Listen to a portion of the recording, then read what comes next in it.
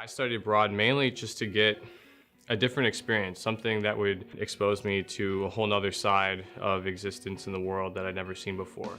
I wanted to study abroad because after high school I was really interested in travel. Choosing Hong Kong was awesome because I was able to travel to a lot of other places. I went to the Philippines, I went to Indonesia, Malaysia, Singapore. So being able to travel to a lot of other areas was really rewarding. I wanted to study abroad because I wanted to challenge myself in a way I'd never been challenged before. And college offers a time to explore and experiment with some more responsibilities, but also less responsibilities, and you still have that freedom to travel the world. The application process may seem overwhelming at first, but the people who work at Study Abroad are wonderful and they help you with it right away. As an education minor, it was kind of challenging to find a spot where I could study abroad, but as soon as you look at your schedule and map out your eval, it's really easy, and it's wonderful because really any major can study abroad. Overall, my experience was pretty easy. I literally didn't decide on Ghana until October, the first week of October, and the deadline for the application to study abroad in the spring is November 1st, right? And it worked out really well for me. Everybody in the office was incredibly helpful, and the professors from the departments I needed for course transfer and getting those signatures, everybody made time to try and help facilitate that process. So I really had no complaints, and it really worked out quite well. Probably the biggest challenge I faced while studying abroad was unique to my program in that it was a group travel program. It was certainly a challenge to live with a group of 29 other students for 6 weeks straight.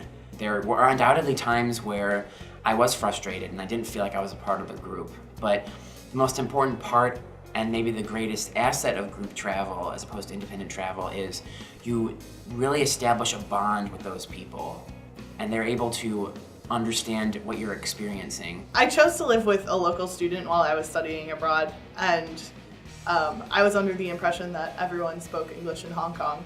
Well, I found that most people in Hong Kong did speak English, but not my roommate. So it was a big challenge, but we would always leave each other notes that we would have to Google Translate, of course, and we'd bring each other food all the time. So that turned out to be one of the ways we would communicate. We had a good time together, and I think it was an experience for both of us to learn. Because of my study abroad experience through BW, I was able to see things, works of art, museums, monuments that are world famous. And being at those places where history happened was life-changing and truly humbling.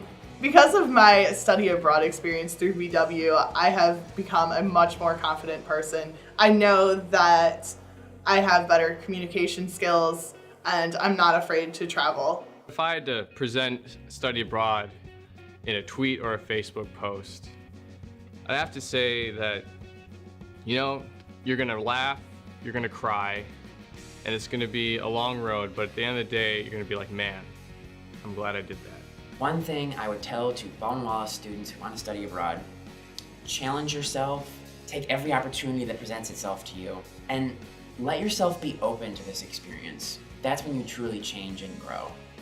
If I was gonna tweet about study abroad, I think I would say, #study abroad is the best thing you can do for yourself.